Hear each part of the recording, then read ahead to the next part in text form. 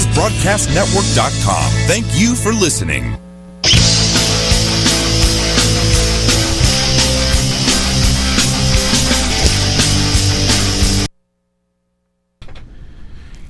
Welcome back into the Doctor's Lounge. I'm your host, Dr. Hal Scherz.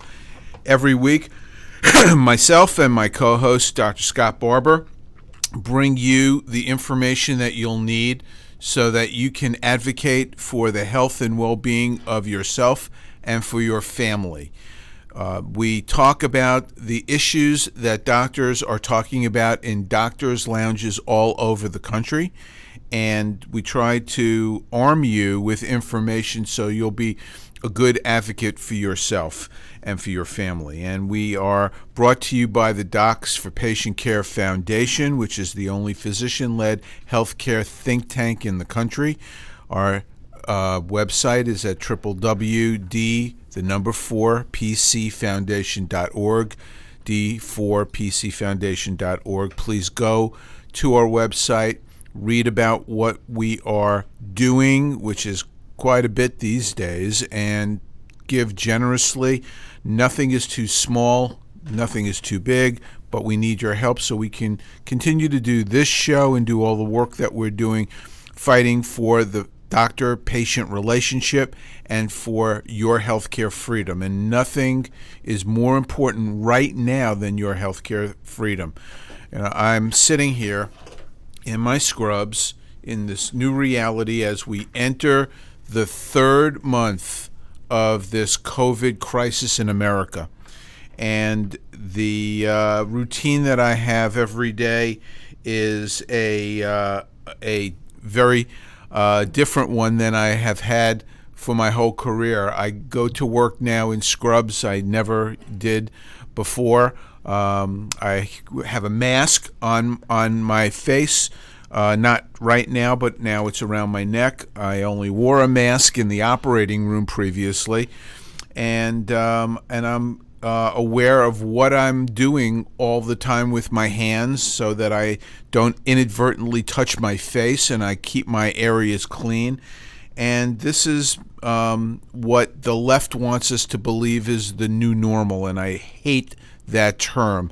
I refuse to accept the new normal. This is not, in my opinion, it's my hope that this is not the new normal.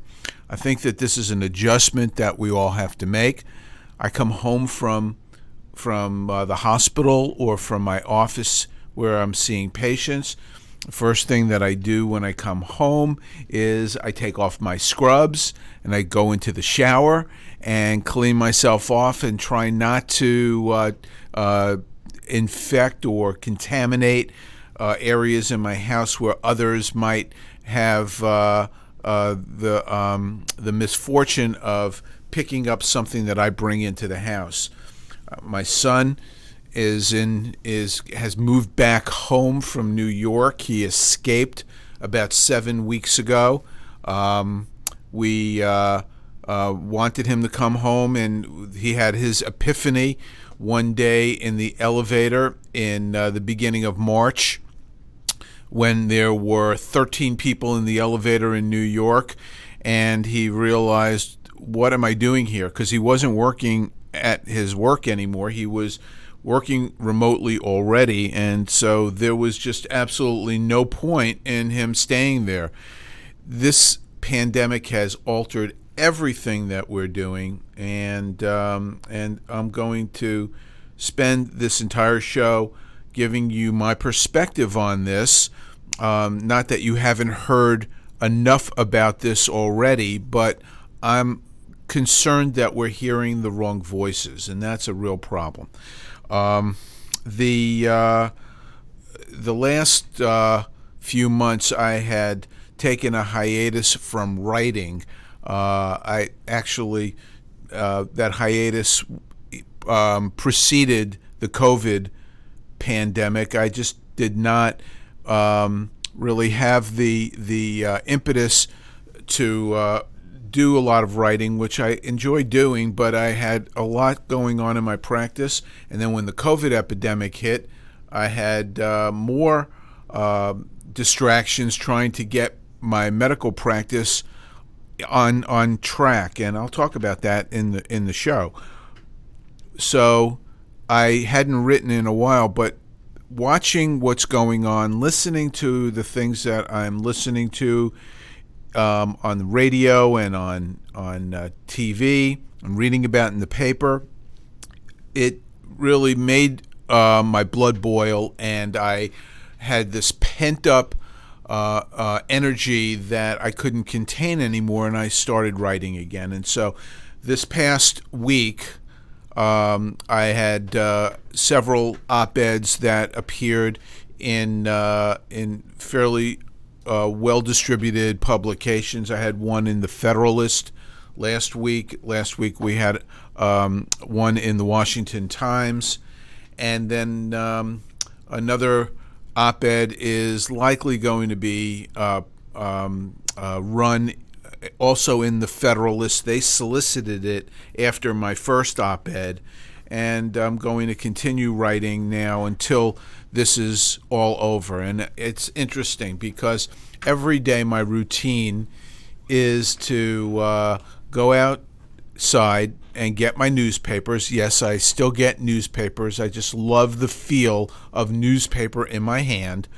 And I open up my Wall Street Journal, and I start reading it in the back, in the opinion part of the Wall Street Journal. And I had really, I had been somewhat disappointed in November, December, January, to see that healthcare, even though I live it every day, and it had been a huge issue with regard to single payer healthcare and the rift or the difference between what President Trump and the conservatives were talking about versus what the socialists were talking about, which was single payer health care. There wasn't really a whole lot that was in the paper about health care, and it disappointed me that people were so tired of health care that the op-eds stopped appearing. Well, this is an example of be careful what you wish for, because you might be sorry when you get it. And what I mean by that is, in the paper, virtually 100%, not quite 100%, but certainly well over 80% of the articles in the paper have to do with COVID or with healthcare.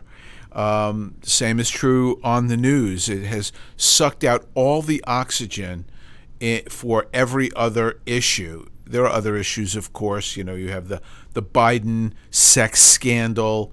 You've got the issue with General Flynn and the declassification of information. These are stories that would be on the front page of the Wall Street Journal. They would dominate the news cycle, but not at this particular time in our history. And so with that as a backdrop, I'd like to give you my perspective on this COVID crisis and talk about for a little bit the response and what has been happening. And I'm going to be jumping between some of the articles that I have written this past week. One of them, the one that was in the Federalist, was how corona shutdowns are killing America's healthcare system. The one that was in the Washington Times was that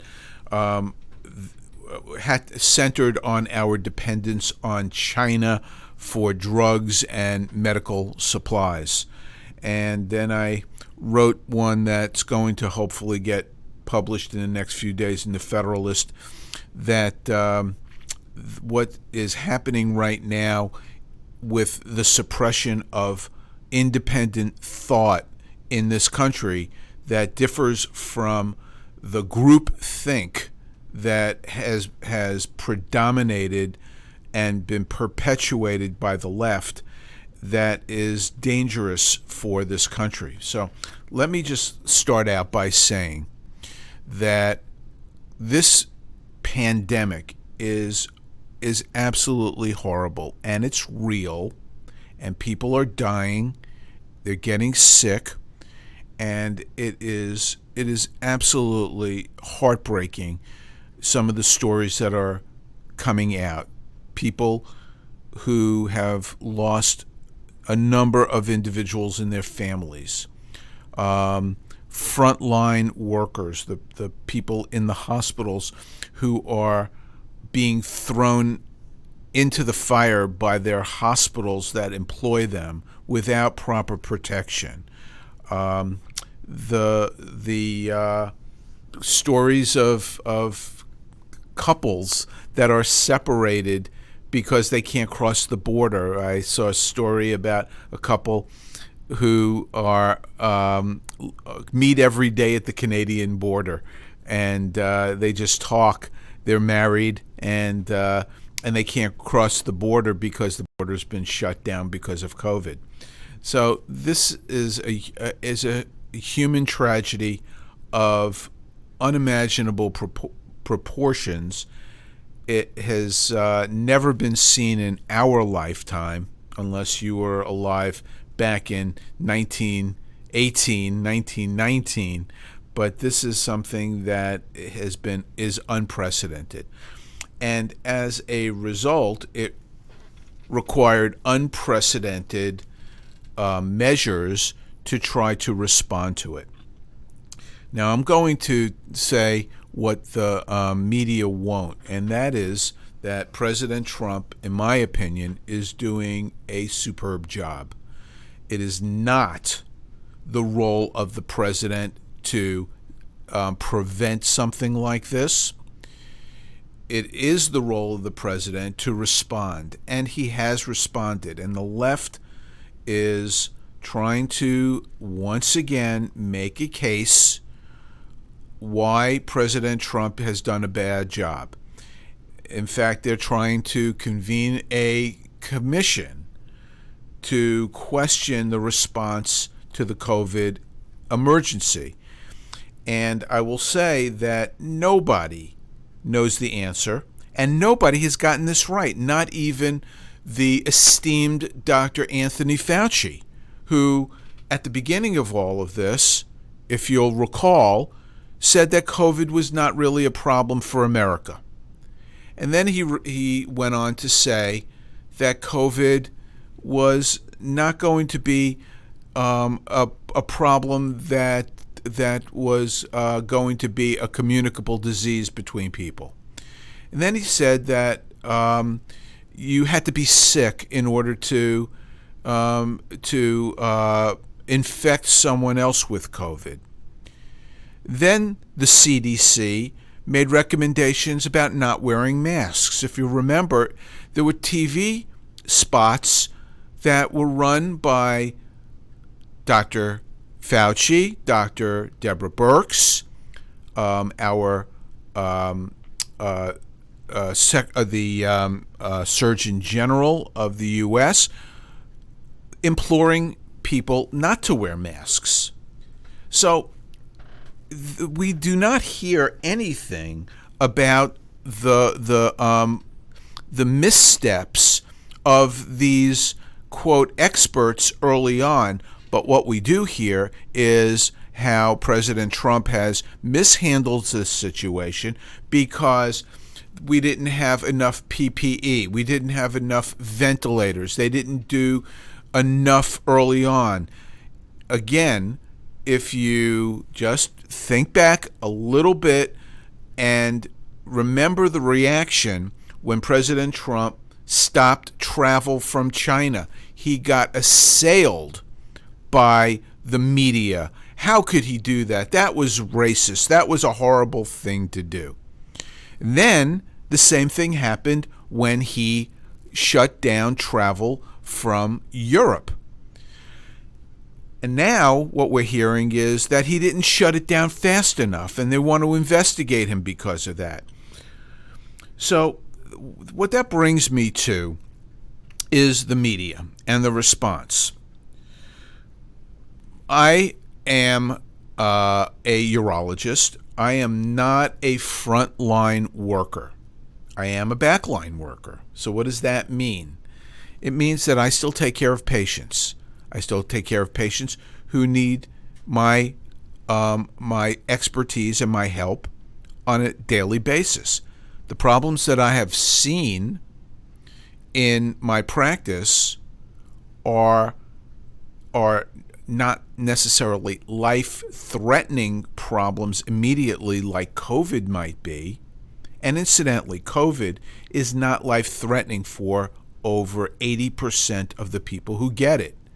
The people who have had problems tend to be, for the most part, people who are in nursing homes, people who are in immunocompromised conditions. They have cancer and they're on drugs that reduce their immune response. They have other pre-existing conditions.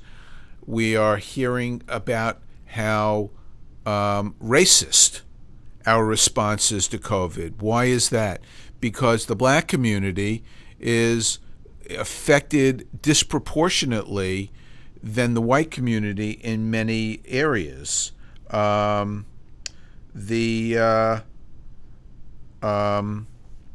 thing that we know is that in the black community, they have problems that put them at an increased risk for COVID. Those are pre-existing conditions or comorbidities.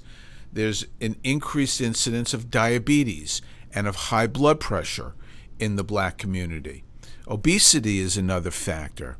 And these, unfortunately, are things that we see in that community that put them at risk. So this is not racist.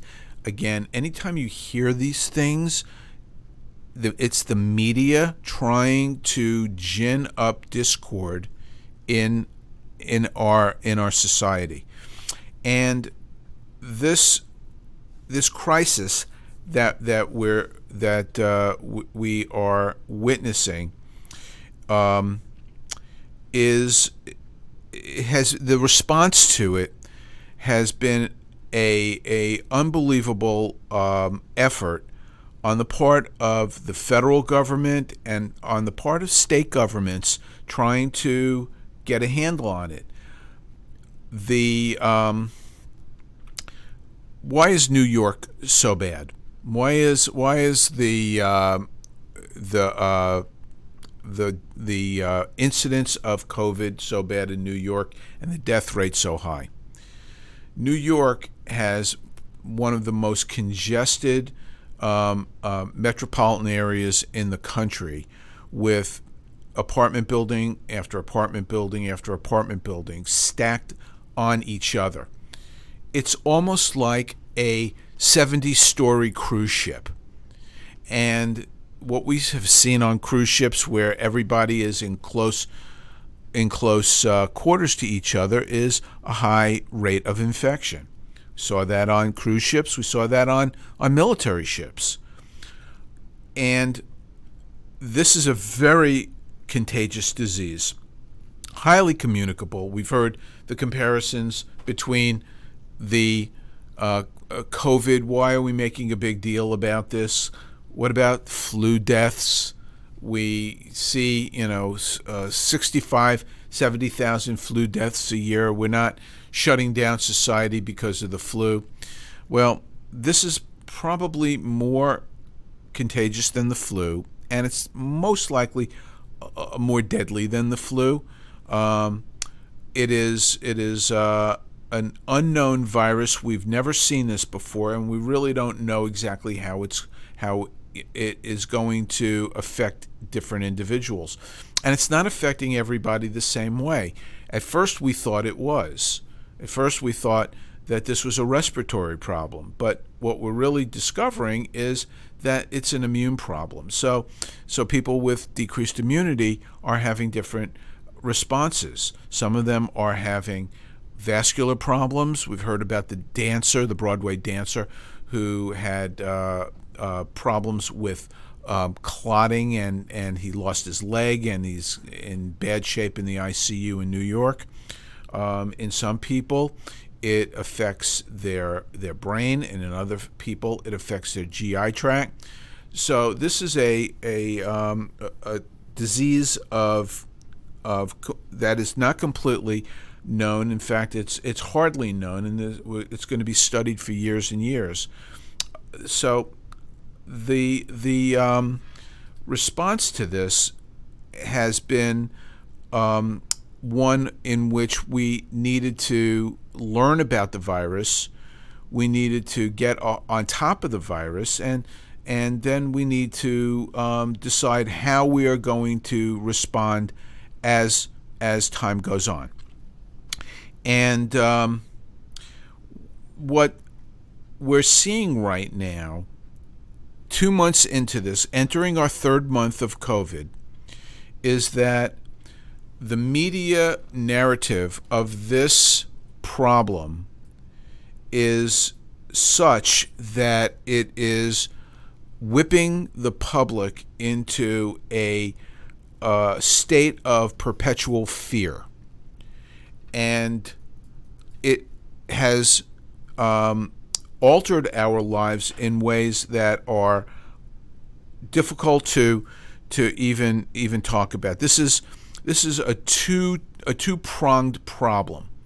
It is a health problem, and everyone in America is now concerned about whether or not they're going to get COVID and get sick and possibly die. That's what the media is that's the message that the media is sending to people.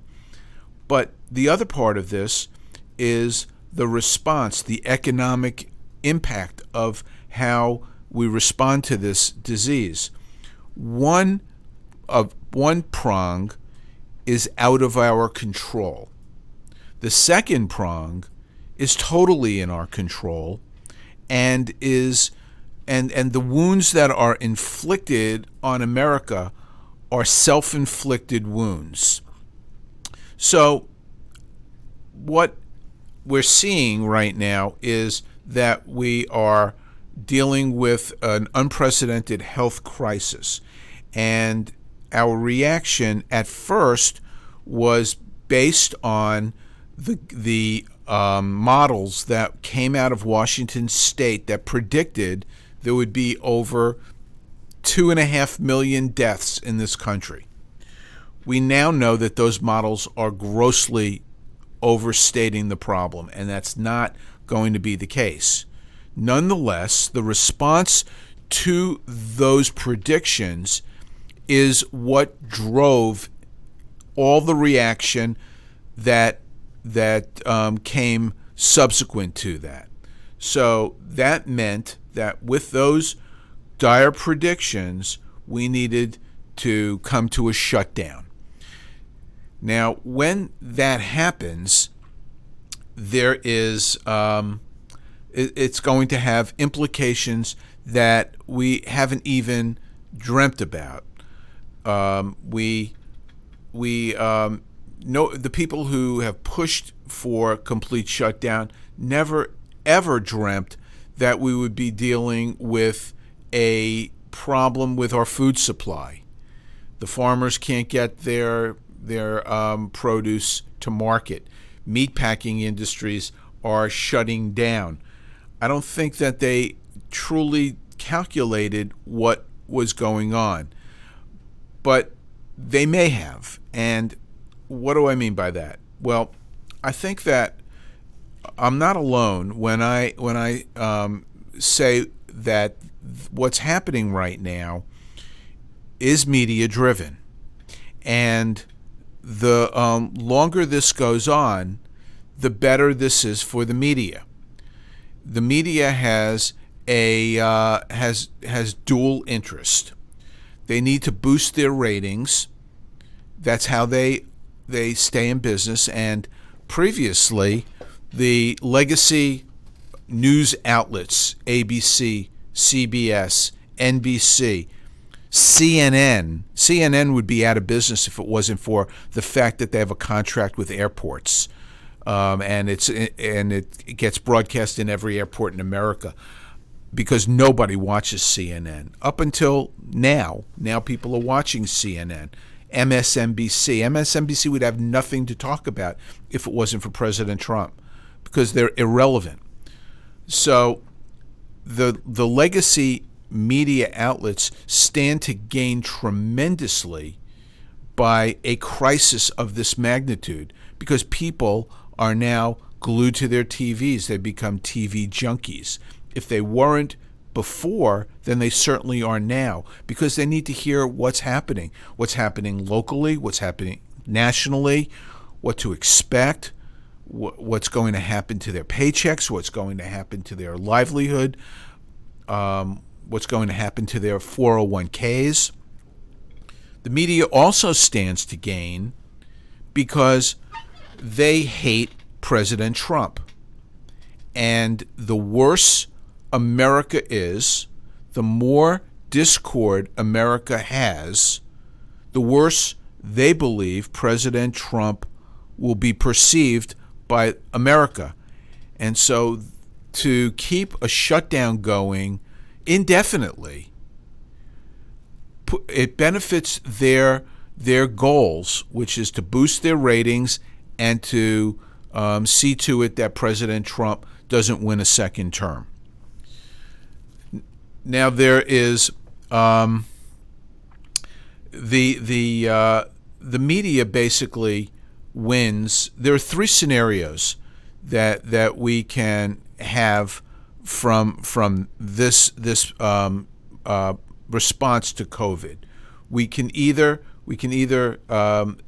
see the we're gonna either get out of this because of mitigation, and I'll get to that after the break, which we're coming up to, or we can shut down the economy and see our America pretty much destroyed, or we can see civil disobedience and discord and anarchy, because people are not going to allow their civil liberties to be trampled on by capricious governors who decide on their own, not with the power of legislation, but through their office, what they believe they're allowed to do, just make sweeping policy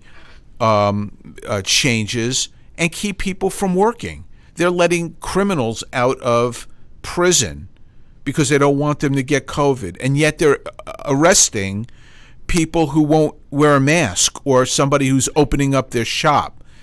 The more this goes on, the longer this goes on, the more people are going to rise up, and there's going to be anarchy.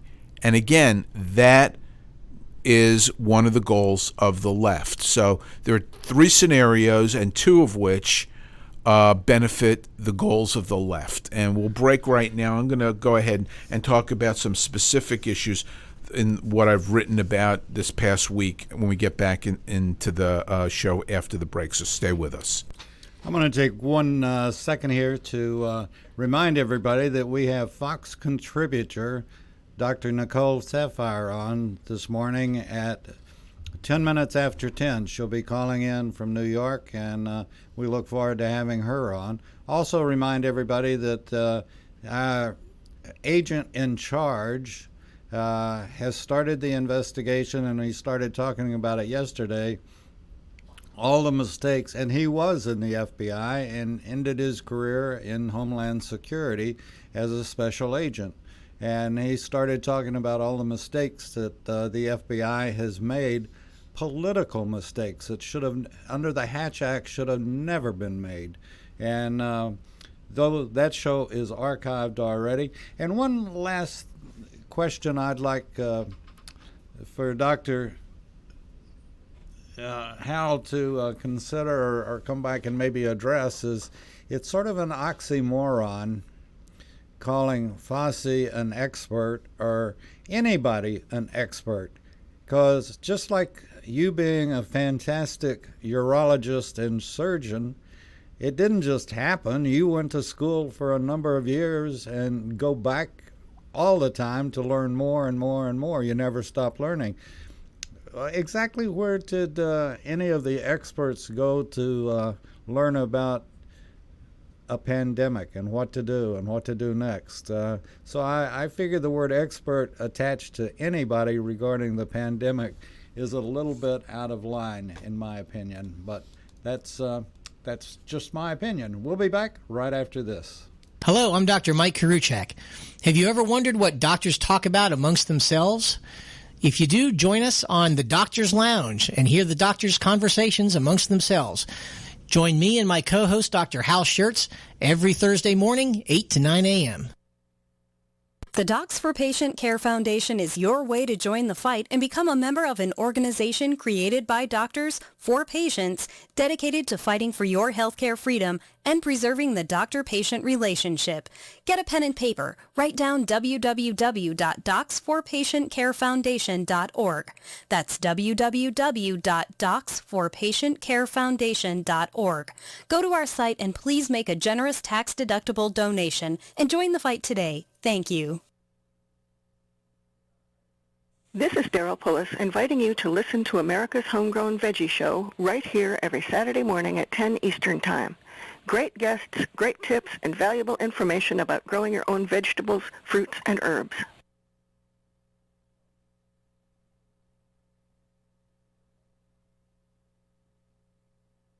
You're listening to America's Web Radio on the AmericasBroadcastNetwork.com. Thank you for listening.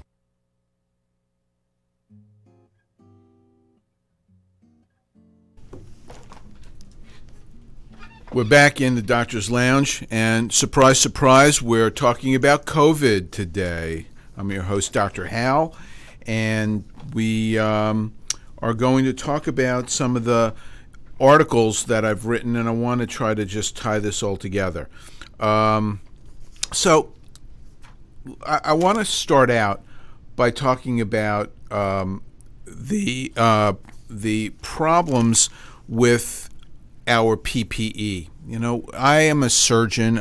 Most of you who listen to this show regularly know that, and so we will in the operating room we have experienced shortages in gowns, in our drapes, in other supplies.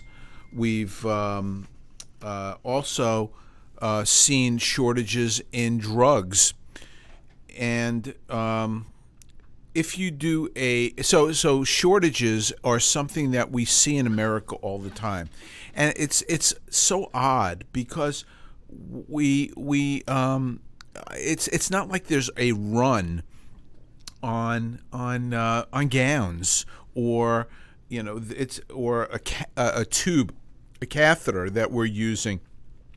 When they say it's on back order, I never truly understood what that meant. And I wound up digging into this and doing a deep dive. And it turns out that the majority of the medical supplies in the world are made or have a part that is critically important that's made in China. And the same is true with drugs. This is even worse. The drugs in the world, 90% of the drugs in the world are touched by China. And there are reasons why this has happened. Most of the American companies have outsourced their manufacturing. They have plants in China. Those plants are actually co-owned by Chinese companies, because you can't own a plant in China. If you're an American company, you can't put up a plant in China. What you can do is you can have a Chinese partner, a subsidiary, and they can manufacture the critical parts or the critical items that you need, and then they'll ship it back to the U.S. and they'll either come back fully assembled and ready to go, or come back and then they'll get the final touches here in the U.S. But this is a huge problem because China has a stranglehold on the world supply of medical supplies, and one of the theories that is being raised right now is that China knew about the pandemic, and this is a Chinese originated pandemic. And I don't want to be a conspiracist and say, well, this was a Chinese plot. I don't think it really likely was. I think it was an accident. I do have a question where it originated from, though, whether it came from the Chinese wet market, which is the prevailing narrative by the Chinese and the American left, or it actually originated in one of two virology labs that are centered in Wuhan. I'm not sure I can say for sure where it originated, but I have my suspicion that it came out of the lab, not out of a market. And it's not uncommon for there to be an accident. It happened in America some years back at the CDC here in Atlanta. There was an accident where one of the viruses got out, but it was contained very quickly, and it was never a problem. Nobody even knows about that. But in China, I think it's a completely different situation, and they did not do a good job of getting on top of it, and so the virus was spread, and by the time the Chinese recognized this, the genie was out of the bottle. They locked down Wuhan. They stopped domestic travel on planes out of Wuhan. They didn't stop international travel. And so one of the prevailing theories is that China knew that they had a major epidemic on their hands that was going to result in tremendous economic turmoil in their economy, and they did not want to weather this storm alone, and they decided that they were going to bring the whole world down with them. And so they allowed people to leave Wuhan internationally, and they did. About 5 million people left Wuhan, and they infected the rest of the world. At the same time, the Chinese were amassing PPE, their own and others, and this is a modus operandi of the communist Chinese government. If you remember back a month ago or more, President Trump called in American companies and mobilized them, much like happened in World War II, to get them to start producing the materials that we needed, ventilators, masks, etc. And 3M was one of those companies, and they promised that they were going to ramp up production and produce millions of N95 masks, the only ones that have been shown to protect both the wearer and other people in the environment.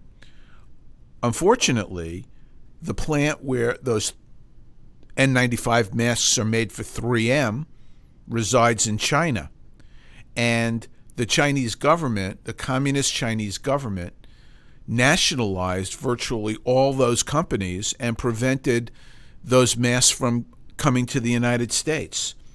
So that's a huge problem, but it gets worse. It's worse with drugs.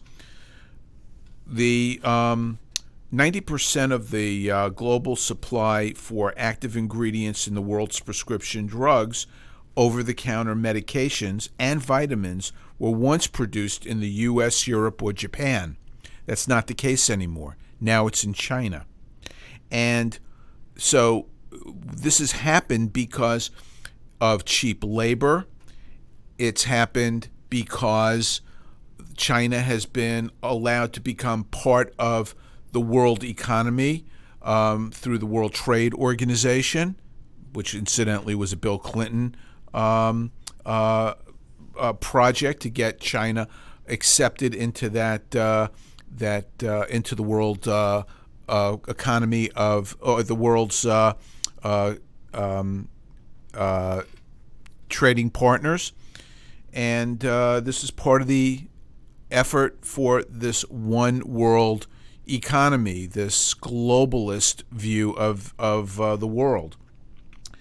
Well, China, they're brilliant business people. What they did was they undercut all the other companies that were making drugs around the world, and the price kept going lower and lower until it was unsustainable, and most companies got out of the drug manufacturing business, and they wound up, the Chinese wound up cornering the market on drug production. They control the world's supply of acetaminophen, that's Tylenol. It's in virtually every cold medication. They also control the world supply of aspirin. And the active ingredients in most prescription drugs that are commonly used, cancer drugs, antibiotics, antidepressants, oral contraceptives, blood pressure medications, are produced in China. The active ingredients come from China. So the communist Chinese government could wage a war against our country simply by withholding all the active ingredients that we are dependent upon as a society for our medical well-being. And this is a problem that we've known about for a long time and we've allowed to continue. There have been situations that we have known about where Chinese drugs originating in China have caused tremendous problems. About 10 years ago, 12 years ago, there was tainted heparin. Heparin is a blood thinner that's absolutely critical in heart surgery and in vascular surgery and in dialysis. And the production of heparin comes from animal products that came from unregulated Chinese sources, and the heparin was bad. It was tainted, and people died. People got sick around the world. Another drug, a blood pressure drug, valsartan, is made in a generic form of it is made in China, and it has it's been shown back as far back as 2012 to contain chemicals that are human carcinogens, and this has continued. It has not stopped since 2012, and the Chinese use they use ingredients that are cheaper to manufacture these drugs, which are not safe. They have unsanitary standards. There's no quality control, And certainly we don't have any access to the manufacturing process. And what's worse is that our governmental agencies like the Food and Drug Administration have allowed this to continue. Why? Because of the pharmacy lobby. Because the pharmacy companies, the big pharmaceutical companies, all are manufacturing in China because labor is cheaper, components are cheaper, and they are able to show increasing profits because of our reliance on China to make their drugs and components that go into the drugs. And this is something that I think this COVID episode has exposed. It has.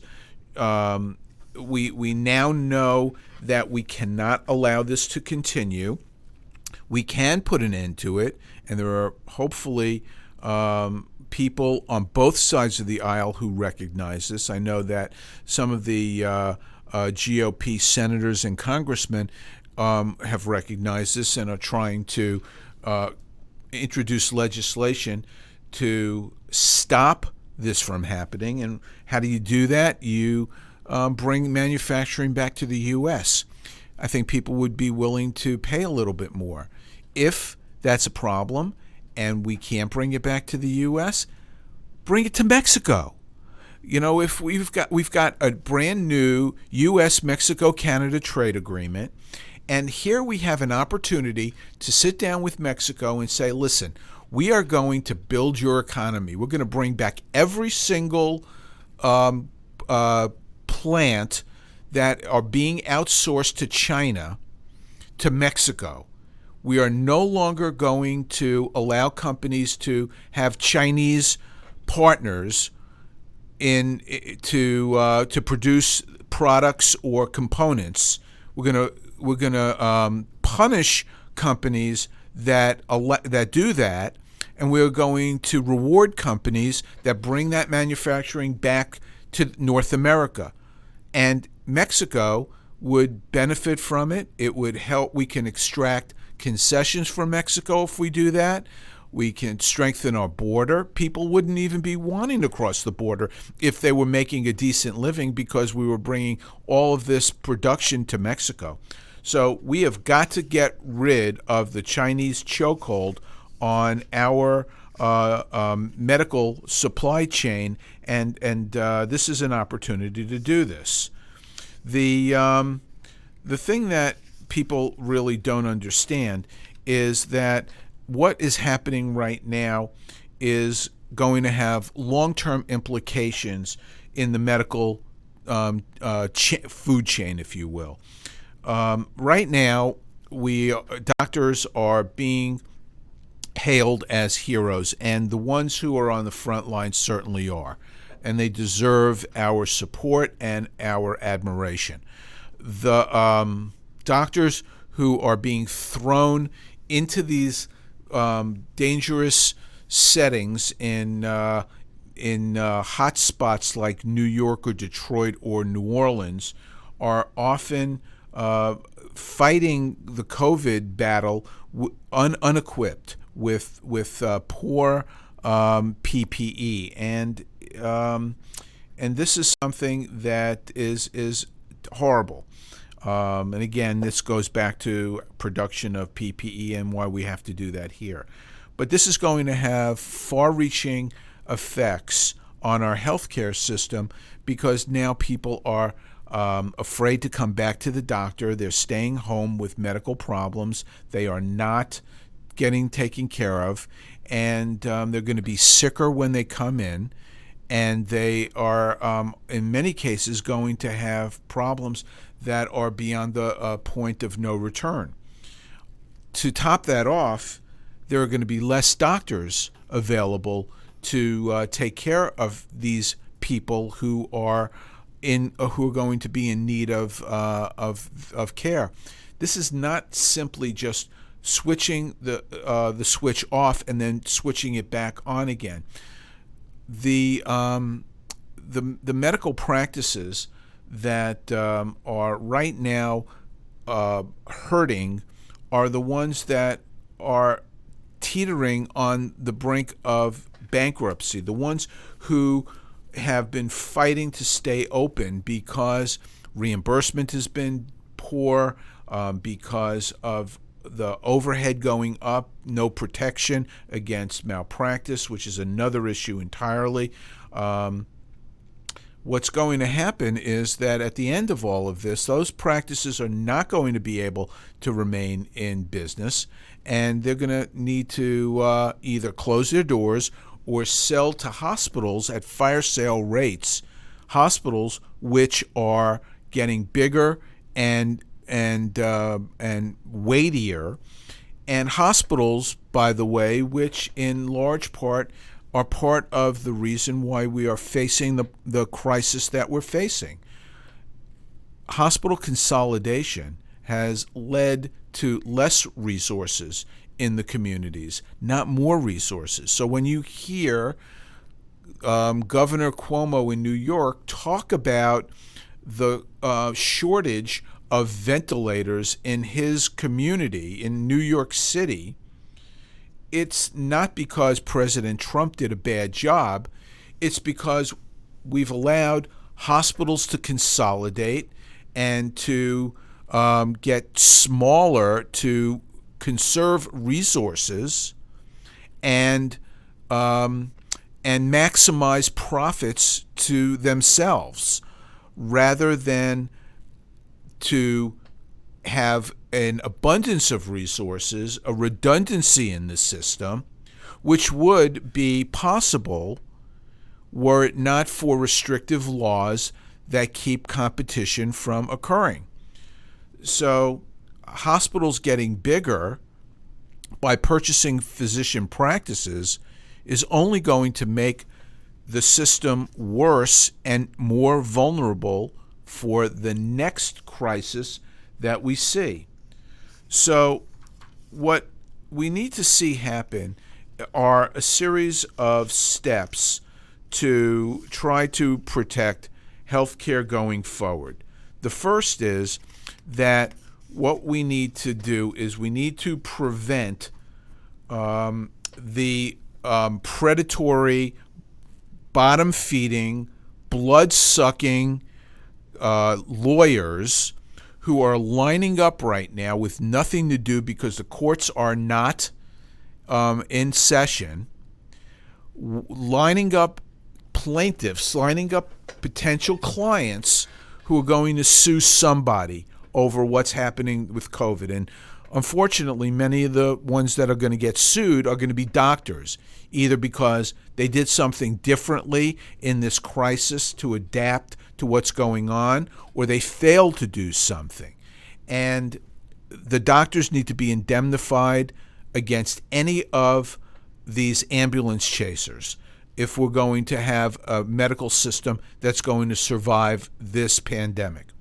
Second, the federal government needs to make available to physicians that are in risk of closing their doors tax-free loans, interest-free, tax-free loans that would allow them to stay open and prevent them from having to sell their practices to hospitals. Third, the government should seize this once-in-a-century opportunity to get rid of the bureaucracy and red tape that has handcuffed the medical profession for the last 3 decades or more. We are now seeing telemedicine emerge as a possible option for people to get care. And everybody is talking about it on TV. Oh, you can go see your doctor with telemedicine. Well, that's actually a lot harder to do than simply willing it to happen. And it's not amenable to many patients who need to see a doctor. For some, it does make a lot of sense, and it is very helpful, and it will emerge from this as another tool to help take care of patients. But it's never going to be utilized if doctors won't get paid for seeing patients on telemedicine the same as they will by seeing them in their office. Right now, that's happening because the president has strong-armed insurance companies to see to it that they do get paid. We don't want to see that disappear when this pandemic is over, and that needs to be memorialized, and we can introduce telemedicine as an important adjunct to our medical toolbox, which will be especially helpful for rural health care where doctor availability is really a challenge. And lastly, I think that we need to level the playing field and give doctors the same opportunity to innovate as hospitals and businesses have. And if we can do that, then we will come out of this pandemic stronger and better than we were before, with a healthcare system that will be able to stand on its own feet and withstand the next pandemic or insult to the medical system. David Moxley, our producer, asked a question at the end of the last session about Dr. Fauci, and I want to just comment on that on the last minute that we have on the show. Dr. Fauci is an expert. I have to disagree with him. He is probably one of the most brilliant virologists in the world, and he has studied viruses more than any living individual. He has been an expert in Ebola and in AIDS and in other SARS viruses, but this is a virus like none other. And although he has studied viruses and although he is an expert on viruses, it's not what makes him an expert is what he knows about viruses. What he doesn't know is how we should respond to this pandemic or to the virus that we're seeing, because it's a novel virus. It means a new virus. And what that means is that we have no immunity to it. And so he is opining like doctors do about what he thinks, in his opinion, is the best way to manage this, which is to starve the virus. And we'll talk about that on the next show, about what the right response might be to taking care of a pandemic, because I'm sure we're going to still be talking about this when I come back in 2 weeks on the Doctor's Lounge on my next show. So thank you for being with us, and come back next week to listen to my co-host, Dr. Scott, who will have more information and more opinions about COVID-19 and how we're handling this. Thanks for being with us. You're listening to America's Web Radio on the AmericasBroadcastNetwork.com. Thank you for listening. The Docs for Patient Care Foundation is your way to join the fight and become a member of an organization created by doctors for patients.